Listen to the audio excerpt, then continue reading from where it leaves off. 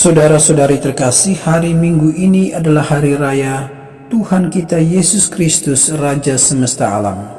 Injil yang dipakai untuk pesta ini diambil dari Injil Matius bab 25 ayat 31 sampai dengan 46. Mewartakan kabar kedatangan Putra Manusia dengan kemuliaan untuk mengadili manusia dengan penuh kasih pada akhir zaman. Saudara-saudari terkasih, mari kita lihat sedikit tentang perayaan ini. Perayaan ini ditetapkan oleh Paus Pius pada tahun 1925. Maksud utama perayaan ini sangat spiritual pedagogis, seperti terungkap dalam ensikliknya Quas Primas.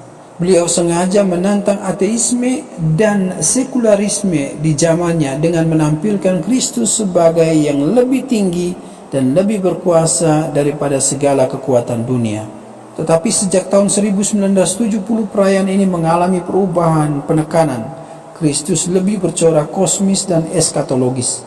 Oleh karena itu penempatan tanggal pun berubah, bukan lagi pada hari Minggu terakhir bulan Oktober, tetapi pada hari Minggu biasa ke-33 atau 34 menjelang hari Minggu pertama Adventus.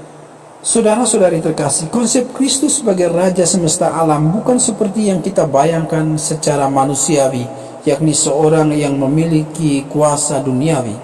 Kristus adalah Raja yang datang untuk bersatu dengan kita dan menyelamatkan kita dari segala dosa. Karena itu kita menantikan kedatangannya dalam masa Advent, tidak dengan pesta pora, namun dengan seruan tobat. Ia datang dalam sebuah keluarga sederhana untuk mengajak kita memahami nuansa kasih Allah yang harus dimulai dari keluarga-keluarga sebagai sekolah cinta kasih yang pertama.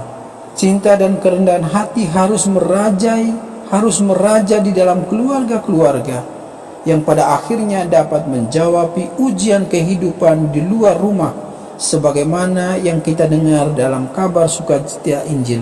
Sebab ketika aku lapar, kamu memberi aku makan. Ketika aku haus, kamu memberi aku minum. Ketika aku seorang asing, kamu memberi aku tumpangan.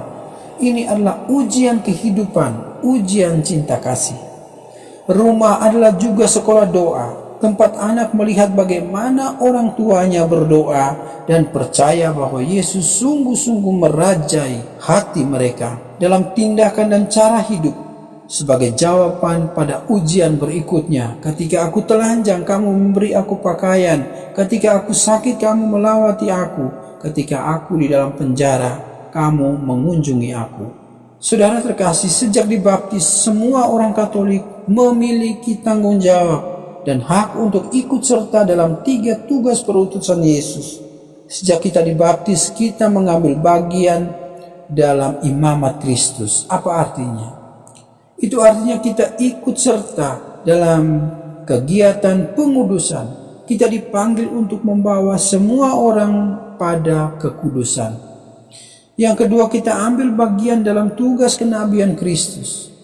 Artinya kita dipanggil untuk mengajarkan dan mewartakan kehendak dan pengajarannya. Lalu yang ketiga, kita ambil bagian dalam tugas Rajawi Kristus, melayani dan menuntun semua orang kepada kebaikan dan kebenaran. Saudara-saudari terkasih, sudahkah kita ambil bagian dalam tugas-tugas perutusan Yesus ini? Tuhan memberkati. Selamat merayakan pesta Kristus